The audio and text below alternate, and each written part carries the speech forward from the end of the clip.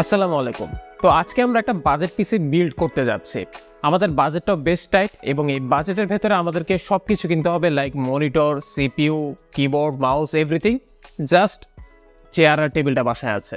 আর যদি সেটাও না থাকে তাহলে সেটার একটা ব্যাকআপ সলিউশন বের করা আমাদের বাঙালিদের জন্য কোনো বিষয়ই না। এনিওয়েজ, আমাদের বাজেটটা খুবই টাইট এবং এই টাইট বাজেটের ভেতর ডেডিকেটেড জিপিইউ দেওয়া কোনোভাবেই সম্ভব না। সেই সাথে আমার ক্লায়েন্টের দরকার একদম up to date hardware support. সুতরাং আমাদের দরকার সবথেকে ভালো সিপিইউ সাপোর্ট এবং এভারেজের থেকে একটু better inbuilt GPU support.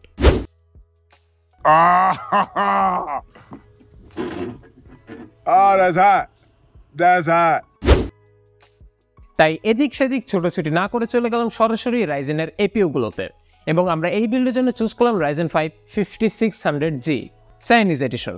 Chinese এডিশনটা নেওয়ার একটা মূল উদ্দেশ্য হচ্ছে এটার প্রাইসটা রেগুলার ভেরিয়েন্টের থেকে 1000 টাকা কম। যদিও বা আপাতত দৃষ্টিতে এই চাইনিজ ভেরিয়েন্ট এবং রেগুলার ভেরিয়েন্টের মধ্যে হার্ডওয়্যার জনিত কোনো ডিফারেন্স দেখতে পাইনি, এমনকি ওয়ারেন্টি জনিত কোনো ডিফারেন্স দেখতে পাইনি। সবগুলোতেই 3 বছরের ওয়ারেন্টি আছে। বাট আপনার মনে যদি চাইনিজ ওয়ার্ডটা শুনেই ভয় আসতে শুরু করে তাহলে আমি আপনাকে হাইলি এনকারেজ করবো আপনারা অবশ্যই রেগুলার ভেরিয়েন্টটা কিনেন 1000 টাকা বেশি দিয়ে হলেও।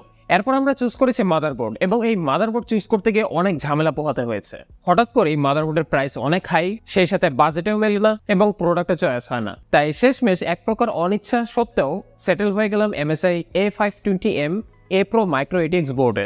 এক্ষেত্রে মাথায় রাখা হয়েছে আমাদের বাজেট অনুযায়ী বিল্ডের সাইজ আসলে কতটুকু হবে। যেহেতু বাজেট ওরিয়েন্টেড একটা বিল্ড, সো এই ক্ষেত্রে আমাদের মাদারবোর্ডের ফিচারের ক্ষেত্রে কিছুটা ঘাটতি থাকবে বা একটু লিমিটেড ফিচার্স থাকবে। বাট আলটিমেটলি এন্ডোগ্রাদে আমরা কিছুটা এক্সপেন্ডেবিলিটির সুযোগ রেখে দিয়ে এখানে আমরা একটা বিল্ড করতে যাচ্ছি এবং সেক্ষেত্রে আমাদের কাছে এই MSI A520M মাদারবোর্ডটি অ্যাপ্রোপ্রিয়েট মনে হয়েছে। অনেকেই বলেছে যে ভাই B450 বোর্ডগুলো কেন নিলেন না। হ্যাঁ, B450 নিলে ভালো হতো, বাট মেইন প্রবলেমটাই হচ্ছে বাজেট। আমাদের বাজেটে B450 বোর্ডগুলো আসছে না। But end of the day আমার কাছে মনে হয়েছে এই A520 মাদারবোর্ডটাই বেস্ট স্যুট হয়েছে আমাদের জন্য। প্রথমত A520 মাদারবোর্ডে আপনারা র্যাম এক্সপেন্ডেবিলিটির অপশন পাবেন B450 থেকে অনেকটাই বেশি।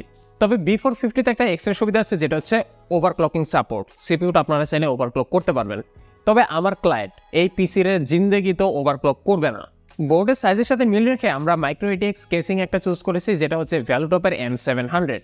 এই M700 কেসিংটা বেসিক্যালি আমাদের টোটাল বাজেট করার সময় সবার শেষে এসেছে। তো এই ক্ষেত্রে আমাদের জন্য বাজেট অ্যালোকেশন করাটা একটু কঠিন হয়ে গিয়েছিল। বাট লাকিলি আমরা যে কেসটা পেয়েছি এটা আমি মনে করি বেশ ভালোই। প্রাইস কম হলেও এই কেসিং এর সাইড প্যানেলে আমরা গ্লাস পাচ্ছি এবং বিল্ট ইন একটি পাওয়ার সাপ্লাই পাচ্ছি 200 ওয়াটের, যেটা আমাদের ফুল পিসিটাকে পাওয়ার দেওয়ার জন্য মোর দেন এনাফ। যদিও বা আসলে পারফেক্ট এফিসিয়েন্ট হবে না, বাট আপাতত নাইমা হচ্ছে কানামামা ভালো, বিকজ আমাদের বাজেটটা খুব টাইট। র্যাম নেওয়া হয়েছে 8 GB এর টিম ভুলকান টাফ। এই র্যামের ক্যাশ লেটেন্সি ভালো, আউটলুকটাও বেশ ভালো। আপাতত সিস্টেমে আপনারা একটাই র্যাম স্টিক দেখতে যাচ্ছেন, যেটা আসলে মোটেও আইডিয়াল সলিউশন না। যদিও বা আমার ক্লায়েন্ট এই পিসিতে খুব শীঘ্রই 3600 মেগাহার্টজের দুটো আর র্যাম স্টিক এটাতে ইনস্টল করবে। সো এই ক্ষেত্রে আপনার জন্য হাইলি রেকমেন্ড থাকবে আপনারা এই পিসি বিল্ড করতে গেলে অবশ্যই দুটো র্যাম কিট সাথে রাখার ট্রাই করবেন। পিসির পারফরমেন্স ফাস্ট এবং ফ্লুয়েন্ট রাখতে NVMe SSDর কোনো বিকল্প নাই। এই ক্ষেত্রে বলতে পারেন আমরা একেবারেই হস্তা দরে HP EX900 এর 500 GB NVMe SSD কিনে ফেলেছি। আমি মনে করি এই বিল্ডের সবথেকে বেস্ট ডিলটাই ছিল এই SSDটা। আর সবশেষে এই বিল্ডের আমার সবথেকে ফেভারিট একটা পারচেস হচ্ছে এই মনিটরটা।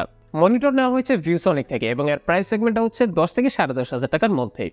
তো এই প্রাইস সেগমেন্টে এই মনিটরটা আমাদেরকে অফার করছে 22 ইঞ্চির একটি IPS প্যানেল, যেটা 75 hertz refresh rate, 4 millisecond response rate এবং বাজেট হিসেবে ওভারঅল খুবই ভালো প্যানেল কোয়ালিটি। আই থিঙ্ক এই বাজেটের এই পিসি বিল্ডে আপনারা চাইলে কিছু স্পোর্টস টাইটেল খেলতে পারবেন।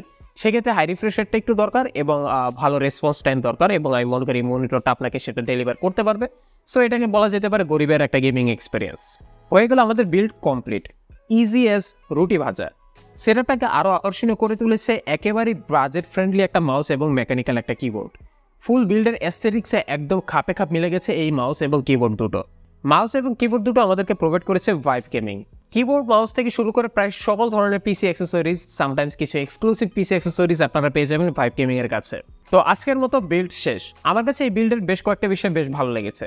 তার মধ্যে প্রথমটা হচ্ছে অ্যাস্থেটিক্স। আমরা অ্যাস্থেটিক্সের জন্য কোনো প্রকার টাকা পয়সা ব্যয় করি নাই, তবে লাকিলি আমরা যেই পার্টসগুলো চুজ করেছি সেগুলো কাইন্ড অফ অ্যাস্থেটিক্সে কমপ্লিট একটা ফ্লেভার দেওয়ার জন্য চেষ্টা করেছে এবং আমার কাছে ওভারঅল খুব ভালো লেগেছে। এই পিসিটাতে আপনারা ফটোশপ বা ইলাস্ট্রেটর বা ওয়েব ডিজাইনিং বা ধরুন কোডিংয়ের যে কাজগুলো আছে এগুলো অনায়াসে করতে পারবেন। আর ওভারঅল আমি যদি বাজেট হিসেবে বিবেচনা করি তাহলে আমি মনে করি স্টার্টিং হিসেবে এই ধরনের একটা পিসি বেশ সুইটেবল, আপনারা মোটামুটি সব কিছু করতে পারছেন। তবে যখন আপনি একটু হেভি কাজ করতে যাবেন, ধরুন ভিডিও এডিটিং, 3D মোশন, ভিএফএক্সের কাজ, এইগুলো অলমোস্ট করা ইম্পসিবল হয়ে যাবে।